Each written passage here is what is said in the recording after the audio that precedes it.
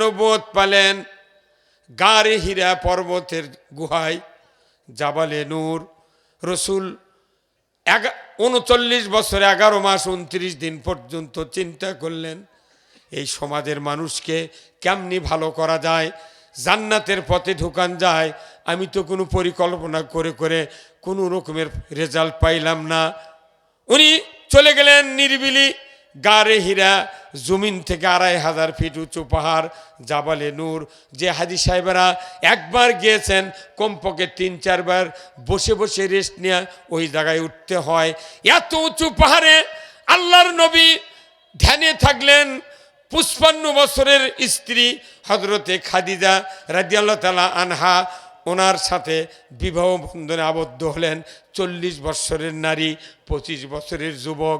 ওই 55 বছর বয়সে 37 বছরের একজন যুবক মুহাম্মদ সাল্লাল্লাহু আলাইহি সাল্লামকে খাদ্য, পানি আর খুরমা প্রতিদিন 3 বার করে পাহাড়ে উঠে দিয়েছেন। কোন সুবহানাল্লাহ।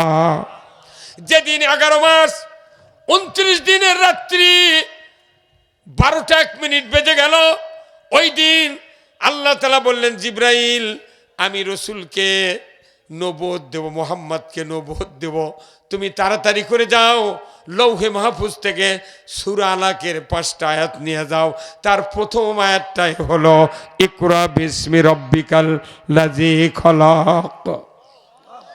প্রথম দিন কোরআন নাজিল করে নবীকে নবুয়ত দিলেন। দাড়ি টুপির কথা নয়, হজের কথা নয়, কোনো খানকার কথা নয়, মসজিদের জিকিরের কথা নয়, জুব্বা পাগড়ির কথা নয়, সমাজের কোনো কথা নয়। আগে মানুষকে যদি ভালো বানাতে চাই, আল্লাহর নির্দেশ তুমি পড়ো, তুমি পড়ো, রবের নামে পড়ো। যত মানুষ কোরআন পড়বে ততই মানুষ জ্ঞানবান হবে। জোরে বলুন ঠিক কিনা? তাহলে বোঝা যায় প্রথম আয়াতটাই আল্লাহ নাজিল করেছেন শিক্ষা ডিপার্টমেন্টের উপর। প্রথম আয়াতই শিক্ষা ডিপার্টমেন্টের উপর।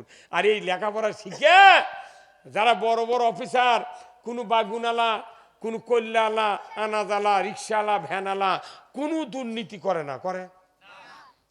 এই হাঁস পালে, মুগরি পালে, ধান চাষ করে খায়, এই গরিব মানুষ, এরাই কোনো সরকার নির্বাচনে ভোট দেয় কি ভাই?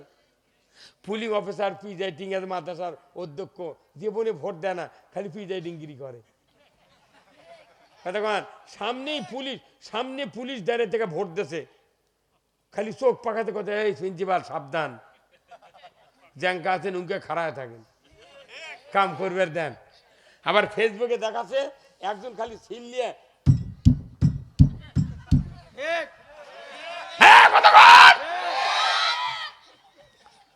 তখন মহিলা প্রিজাইডিং মহিলা সহকারী প্রিজাইডিং যা করছে, স্যার এই যে এরা যে আসে আমার ইচ্ছেগুলা করছে, যা হচ্ছে হোক, আপনি কিছু করবেন না। কতক্ষণ ওরই সাক্ষাতে ভোট মারিচ্ছে, পুলিশের সাক্ষাতে ভোট দিচ্ছে, চুরি করে ভোট দিচ্ছে। তখন করছে খালি দেখে দেন, খালি দেখে দেন। কি বা কি করছে, এই কি বল, ওই কি বল তো, ওই দিক আমার এই দিক পুলিশ মিয়া মানুষ অ্যাসিস্ট্যান্ট প্রিজাইডিং করছে যে স্যার এগুলো কি করছে, করছে চুপ করে থাকেন, আমাকে কিছু করার নেই। আচ্ছা তোর কিছু করার নেই, ভালো, তো আমরা জামাতের লোক, বিএনপির লোক, দুইখান দিয়ে না বুঝে বসে মিটিং করি, তখন তো তুই করছিল যে গোপন তথ্যের ভিত্তিতে নাশকতার পরিকল্পনা করছিল। একটা ককটেল বানানোর সরঞ্জাম সহ আমরা 17 জনা গ্রেপ্তার করতে সক্ষম হয়েছি। গোপন তথ্যের ভিত্তিতে আমাকে ধরবার পারছে, তাও জিহেদি বই সহ। যে কোরআন শরীফের উপর জিহেদি বই আছে? এই কথা কর। যারা যারা লিখে দিতে, যত পুলিশ আর সাংবাদিক লিখে দিতে যে জিহেদি বই সহ এরকে গ্রেপ্তার করতে সক্ষম হয়েছি, এরকে লিখে না পড়ালে ওরকে বউ তালাক হয়ে গেছে। কথা কর না? কারণ কি জিহাদি বই? আল্লাহর কোরআনের পর কোন জিহাদি বই নাই। সব দেশে চলবি, কোরআন চলবে না, ওদের পরিকল্পনা ছিল। কতক্ষণ? তাহলে তোরা এগুলো ধরবার পারিস। আর গরু চুরি, হুন্ডা চুরি, মাছ চুরি, কত কি হচ্ছে দেশত।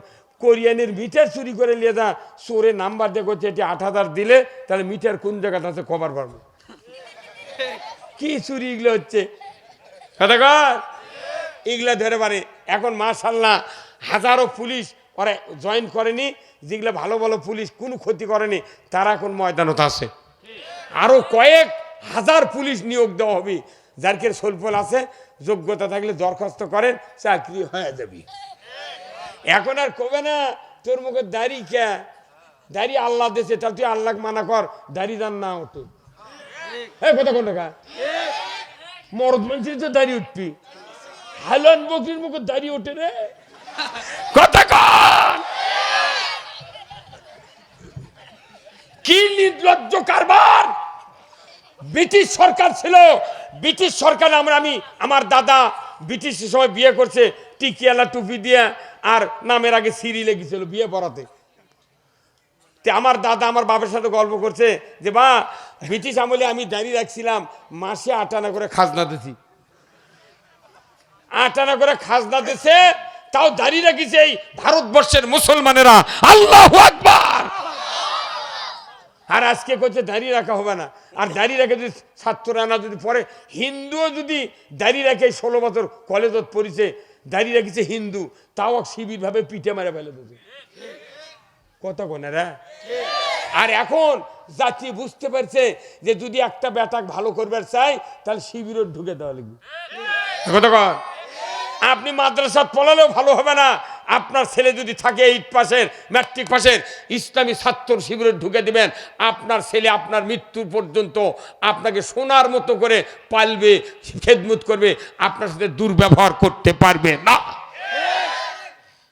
অথচ তার করে তোকমা দিয়ে কয় রক কাটে এক কাটে, তোর কতদিন কাটে সেই কথা রাখো, তোকমা হতে দেবো। আর আমাকে করছে রাজাকার, মুক্তিযোদ্ধাকে আমি পানি খেলেছি, খালি সার্টিফিকেট নিয়ে শোনি, আমার বুড়ি বইয়েরও চাকরি হলো।